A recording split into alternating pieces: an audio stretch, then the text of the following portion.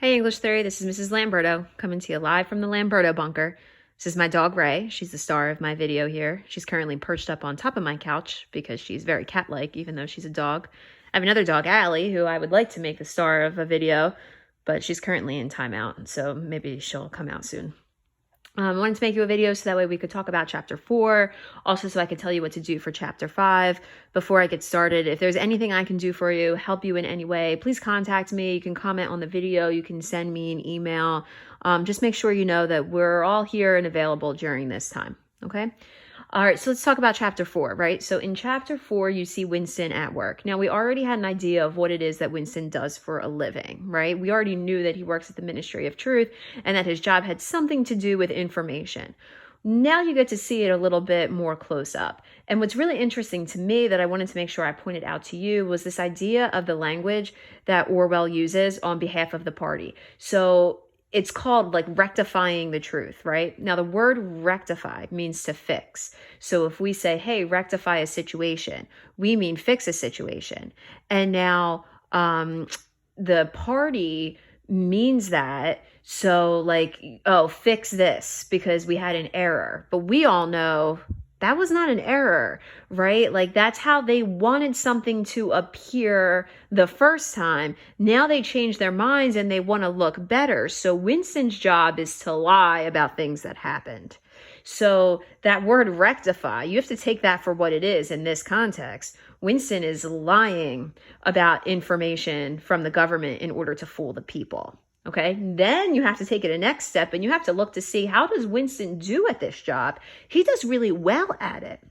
Why is he able to do so well at it? Because he can think.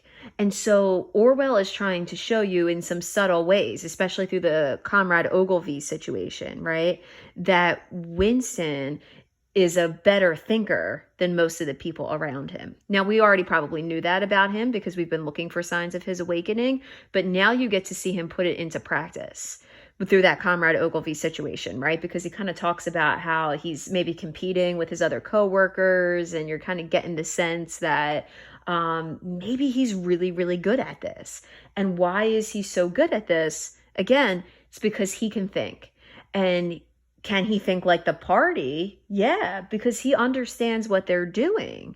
However, is that also a dangerous thing? Sure, because if he can recognize what it is that they're doing, right, then he can see it for what it is. And so if he decides to turn against that, that could have really dangerous implications for his own individual life.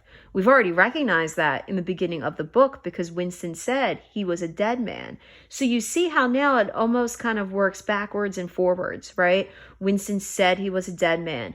We've talked about the thoughts that he's had. Now you see his ability to have thought, though. And sometimes that works out really well when it's in favor of the party. But you could also see how it could turn the other way. All right, so you have to keep track of Winston's progress here as a character and how he's developing and how sometimes it can have the benefits, but it could also have the disadvantages for his individual life. Or maybe it'll be a good thing if you think the best thing that he could do with his life would be to cause kind of like a stir, right? Okay, so chapter 5. Let's talk about chapter 5. What I want you to do for chapter 5 is head over to Flipgrid.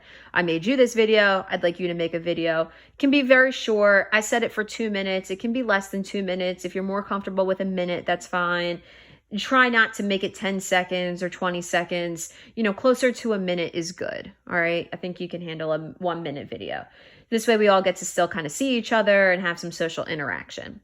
So what are you going to do in the video? Well, chapter 5 is what I want you to use. And in the Flipgrid video that you're going to make, I want you to either adopt the personality of Sim, Syme, or Parsons. You can call that man Sim or Syme. His spelling of his name is somewhat confusing, which can lead to multiple pronunciations. So whichever one you're comfortable with is fine, honestly. People call it both things, Sim or Syme.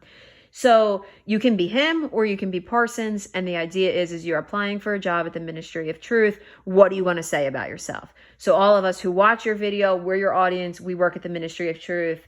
Are we going to hire you based on what you say about yourself? You have to use actual information that's presented about yourself, though, in chapter 5. So this is my way of knowing, do you understand something about this person? Look at the dialogue they say, look at what is said about them, and then get creative and act like you're applying for a job and use what's listed in the book, right, to have some points about yourself. So that way I can understand that you understand that person that you've selected. When you start your video, you're probably going to say, "Hi, I'm Parsons," right? Because that's who you're pretending to be, and we need to know who you're pretending to be. You're not going to say your usual name because that's not who you are in this case. All right. Again, if you have questions about this, you can leave me a comment. I tried to make the assignment description really clear for you over on Flipgrid, so go check that out and read that before you make a comment here asking a question, because you might get your questions answered. All the basic rules of Flipgrid apply, right? We've been doing it all year, so just try to make something original. Yours does not need to be the same as anybody else's exactly. Make it creative. If you want your pet to be in it, cool. You could use a sticker. You could use an emoji. Your face doesn't have to be in it, right?